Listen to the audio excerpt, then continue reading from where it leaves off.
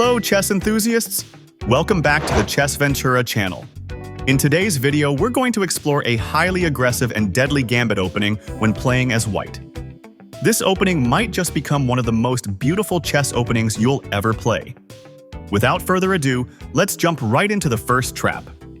We begin with the opening moves: pawn to e4, pawn to e5, knight to f3, and black responds with knight to c6. Next, we can play the three knights formation by moving our knight to c3. Typically, black will respond to this with knight to f6, entering the four knights game. This is where the gambit we're about to play starts. Now, in the fourth move, we will play aggressively by sacrificing the knight, specifically by taking the pawn on e5. This opening is known as the Halloween Gambit. In this position, black will almost certainly capture the knight on e5, and afterward, we push the pawn to d4, attacking black's knight with tempo. At this point, the knight can only retreat to g6 or return to c6, as jumping to g4 would allow white to push the pawn to e5.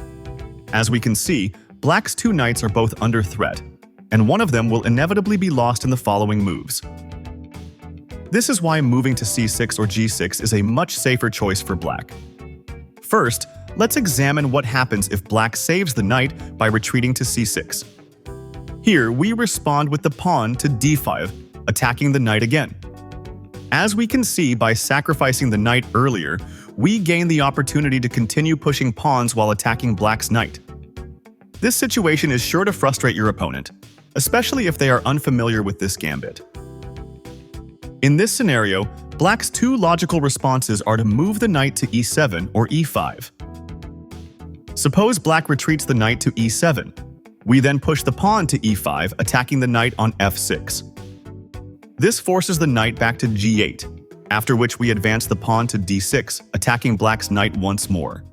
After pawn captures pawn, we recapture with our pawn, again threatening the knight. If the knight moves to f5 to attack the pawn, we bring the queen to e2, delivering a check. This forces black to block the check with either the knight or the bishop, which we then capture with the pawn.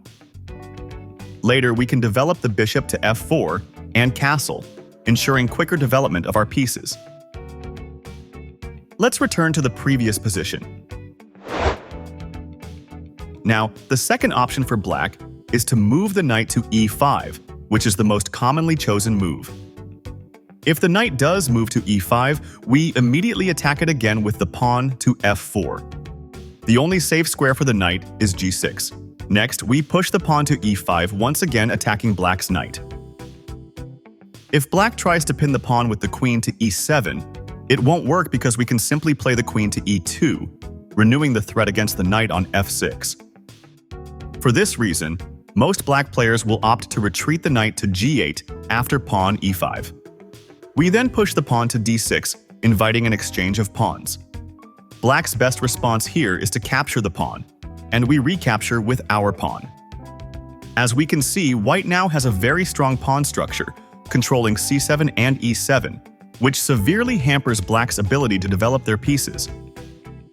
Most black players will try to attack these pawns using the queen to b6 or f6. First, let's consider if black plays the queen to b6, targeting the pawns with the bishop.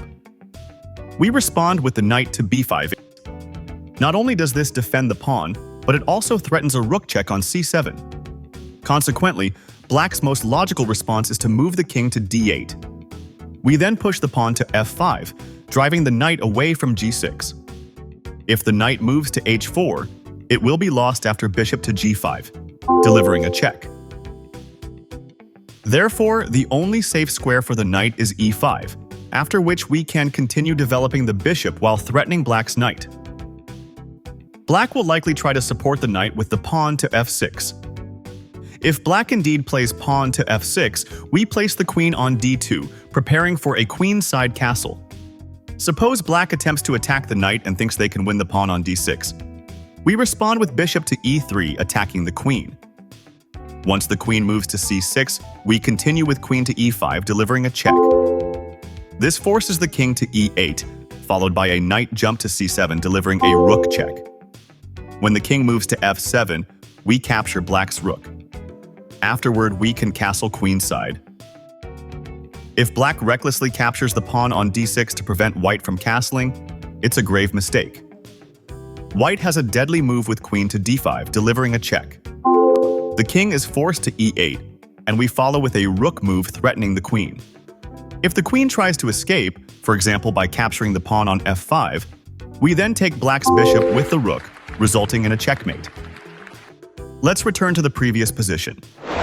Earlier, we examined what to do when black attacks the pawn with the queen on b6. Now, what happens if black moves the queen to f6 instead? The goal here is to target the pawns on d6 and f5. In this case, we simply respond with queen to e2, delivering a check. Black's best reply is to block the check with queen to e6. After which we place the knight on b5, threatening a rook check in the next move. Seeing this, it's highly likely that black will exchange queens immediately. If the queen captures ours, we recapture with the bishop. In this position, the knight remains a significant threat to black. Thus, black must prevent the knight from continuing its attack by moving the king to d8. Next, we develop the bishop to e3, targeting the a7 pawn, together with the knight. If black defends the pawn by advancing the b pawn to b6, we simply capture it with the knight. Black will likely avoid taking the knight with the rook, as doing so would allow us to capture the pawn with the bishop, attacking both the king and the rook. Trading a knight for a rook is, of course, highly advantageous for white.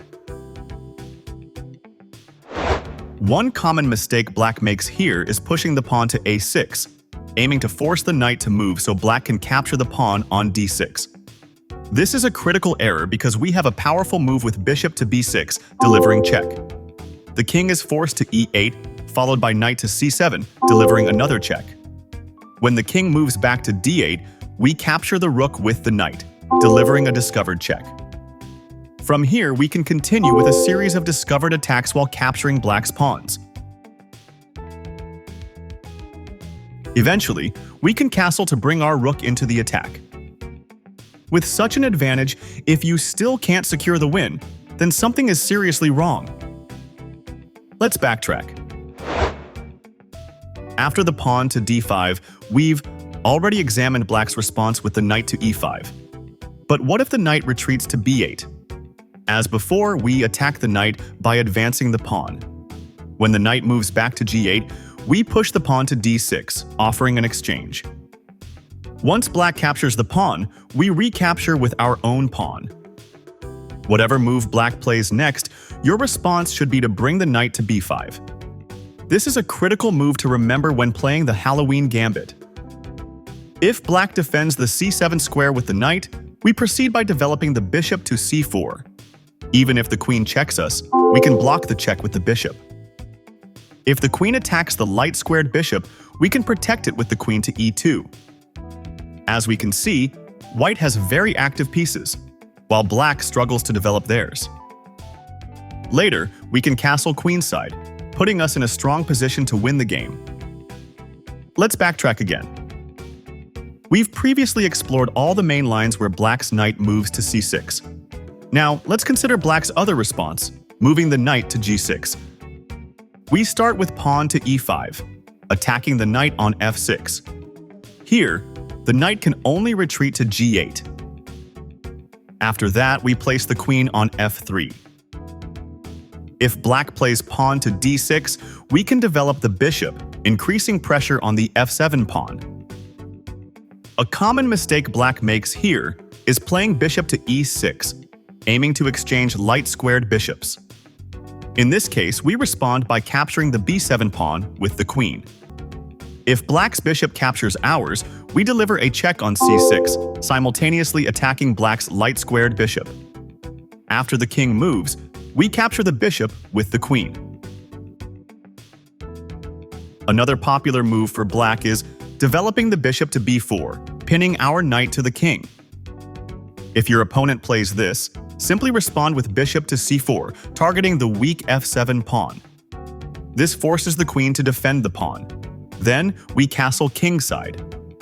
If black captures the knight with their bishop, we recapture with the pawn. At this point, we've completed the opening phase successfully, with white having a strong central pawn structure. This makes it very difficult for black's pieces to develop, as white dominates the key squares. Alright, that's the super aggressive Halloween Gambit you can try out when playing as white. Hopefully this video has expanded your chess knowledge. That's all for today's discussion. Thank you for watching, and don't forget to like, share, comment, and subscribe. See you in the next chess video.